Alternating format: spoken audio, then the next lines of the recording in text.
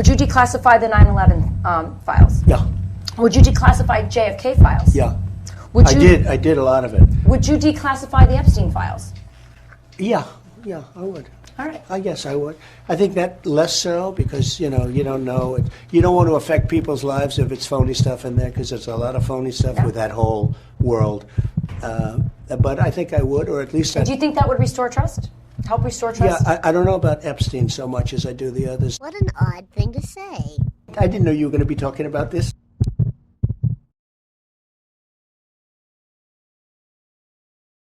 Major breaking news right now. Elon Musk just said that Donald Trump is in the Epstein files, and that's why they haven't been released to the public yet. Right now, House Democrats are now demanding answers from the Department of Justice and specifically Attorney General Pam Bondi over whether or not Donald Trump is linked to Jeffrey Epstein more than we know. Breaking news right now, Donald Trump is now threatening to cut all of Elon Musk's government contracts. Breaking news right now, Donald Trump is expected to either give away or sell the red Tesla that he bought. Breaking news right now, Donald Trump is now threatening Elon Musk, saying he's going to face, quote, serious consequences. We have some news right now. Elon Musk is refusing to apologize to Donald Trump, saying that he will, quote, apologize profusely when, as soon as there is a full dump of the Epstein files. Big news right now, the White House is desperately trying to get a phone call together between Elon Musk and Donald Trump. And breaking news right now, Donald Trump's former senior advisor, Steve Bannon, says he will be advising Donald Trump to conduct investigations into Elon Musk and to deport Elon Musk from the country. Big news right now, Elon Musk is now deleting all of his tweets regarding Donald Trump and Jeffrey Epstein. Breaking news right now, Republicans are turning against Donald Trump on his own Truth Social platform after Elon Musk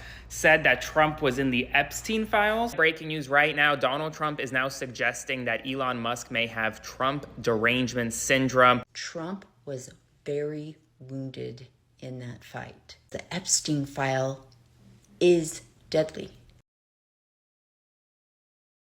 We have huge breaking news right now. Kilmar Abrego Garcia is on his way back to the United States of America. He's going to want this news cycle to pass on. That is why Kilmar's coming back from El Salvador. You know, the thing that he had no power to do, he just couldn't do it. Major breaking news right now, Donald Trump has officially signed a presidential memorandum deploying 2,000 National Guardsmen to Los Angeles. He did it because the Epstein file is deadly. The Trump administration is actively trying to distract you and the public from the fact that Elon Musk just 24 hours ago said that Donald Trump was named in the Epstein files, and that's why they haven't been released yet. I told you guys several times this week to expect Trump to lash out because of the narcissistic wounds. We had Taco, we had Elon making fun of him and attacking him, and then the whole Epstein file thing.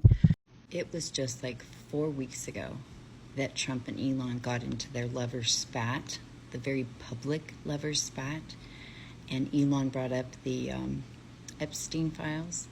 And I think it was a day or two afterwards, I told you guys that to stay on the Epstein things. When we go out for that protest on No King's Day, there needs to be signs up everywhere of pictures of him and Epstein. Bring up Epstein constantly. We want the files. Be demanding the files. Anytime we do protests, anytime you're posting on here, on any social media platforms, we need to be demanding those files. The things that Pam Bondi said, oh, lickety split, you're going to get them. Now Cash Patel's like, oh gosh, it's just so hard to go through, and there's so many papers. Like, we have to watch everything. We have to call everything out.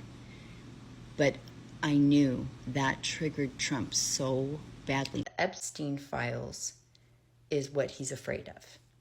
That is why we have the distraction. The fight wasn't distraction. The fight was them being them. But now Trump needs cover for this. So, you know, it could seem easy to be like, oh, we thought there was going to be this big fall. This is going to be evolving over time.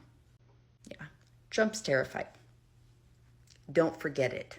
And he is pretty good at covering his emotions. Like, he's just always kind of a grump, or he thinks he's clever. He's kind of plays those two positions. You can't really tell when he's super triggered. But I just knew. I didn't know you were going to be talking about this. He had to be. And then now we have this. And he just got interviewed, and a reporter asked Pam Bondi about the missing part of the video from the prison cell. So here it comes. You're gonna see at 11:58:58, it cuts to 12 o'clock. Here we go. At 58, it's gonna cut. Right? You see that? And then it cuts to 12. The cameras were turned off for 1 minute? Nah. That's crazy. And Trump freaked. Why are you even talking about that guy? As if he doesn't know who that guy is.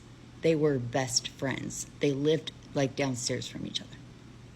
Why we keep paying attention to that creep? The one that you kept talking about? Gotta save the children? The one your administration kept talking about? The one people ran on? Like, we're gonna tell you all of it. We're gonna bring everyone to justice. All the evil people in Hollywood, all the deep state, all the blah, blah, blah, blah, blah. They kept feeding this to these people, and a lot of people voted for them for these reasons. And that night, when what Pam Bondi said that they didn't have, there was no client list, there was no hundreds of hours of videos, blah, blah, blah. Twitter, when I went to bed, there was 240,000 comments, and I read through tons of them. I screenshot them. These people were out of their mind furious. Reddit, conservative Reddit, furious. They still are furious. They feel duped. They feel screwed. And when Trump reacts like that, it makes him look so much guiltier. And as someone who grew up in cults, works with, like, I look at this as such a golden opportunity. There's ones that are in there spinning it. Well, they can't say anything because he was a CIA op, like whatever bullshit. But a lot of them, that is pounding away at their programming. Because part of why they're on Trump's team is because he's going to save America. He's going to save the children. He's going to keep America safe. But he couldn't hold the people to account that were supposedly sex traffickers and molesters. When he got called out just weeks before by his bestie that probably saw the list, and then the list disappears. Now Trump's very defensive. Why would you even talk about that guy? The man that wished Ghislaine Maxwell well.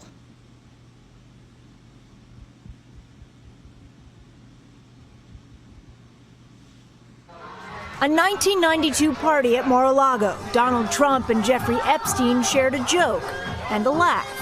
NFL cheerleaders danced among the crowd. The video from NBC's archives was shot more than a decade before Epstein served 13 months in a Florida jail for procuring a minor for prostitution. In a 2002 magazine article, Trump called Epstein a terrific guy, adding, "It is even said he likes beautiful women as much as I do, and many of them are on the younger side." We now know that the accuser is Katie Johnson. The most recent federal filing includes 3 affidavits, one from Katie Johnson herself, previously known to us as Jane Doe, plus 2 more, an eyewitness named Tiffany Doe and also a Joan Doe, a classmate of Johnson's back from 1994. Now, Johnson's story has been the same this entire time throughout all of these court proceedings. She recalled being approached by Tiffany, who allegedly worked for Jeffrey Epstein at the time. Tiffany invited Katie Johnson, who was then an aspiring model, to an event in Epstein's home to get to know people and maybe get a modeling job. And throughout the summer of 1994, the lawsuit alleges that Johnson endured, quote, savage sexual attacks by both Donald Trump and Jeffrey Epstein. I have video testimony I'm going to play for you. I want to warn you, it is disturbing. You will notice that Johnson's voice has been altered and her face has been blurred. Notwithstanding that, this is disturbing. I am again giving you the opportunity to skip past this or to come back in about a minute and a half. Let's listen to Ms. Johnson here. Second time that I saw Mr. Trump was same scenario. He was onlooking at an orgy, and Tiffany came over to me and said that Donald Trump had requested that I perform oral sex on him. He came in and I was basically tied to a bed with pantyhose. and he tried, my moves, they were so tight, it hurt to even like lay there, and I tried to, try to say something, and it was like, and he just, shut up, shut up, bitch, this is basically like he was being really, really rough, and I started to get scared, and he was, basically like ripping my clothes off, and I was actually I got freaked out. I just turned into this animal. It was like a completely different person. I couldn't do anything about it. And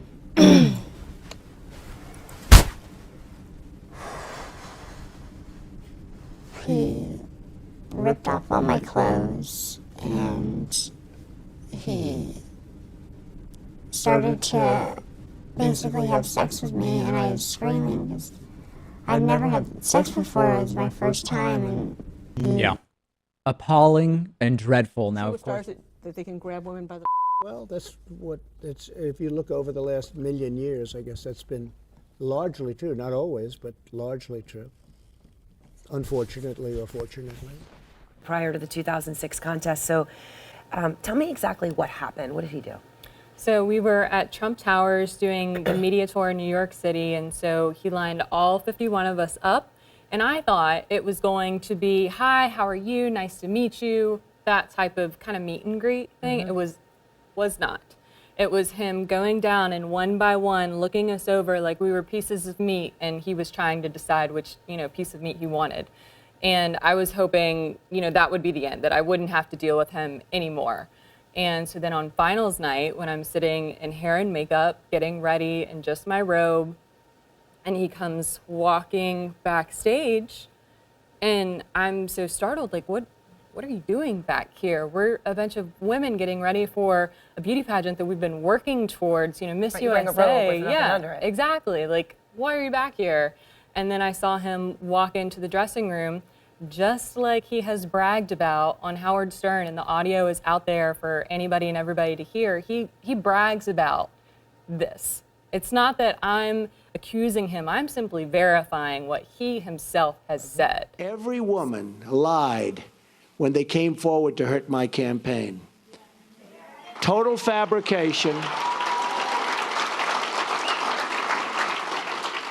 The events never happened. Never. So let me just play that for those of you who have not heard him admit it himself. Well, I'll tell you the funniest is that I'll go backstage before a show. Yes. And everyone's getting dressed and ready and everything else. And, no men are anywhere. And I'm allowed to go in because I'm the owner of the pageant, and therefore I'm inspecting it. I'm inspecting. I want to make sure that everything is good. It's just so disgusting that he brags about it, and people are coming at me saying, you're lying, you're lying. He's bragged about it.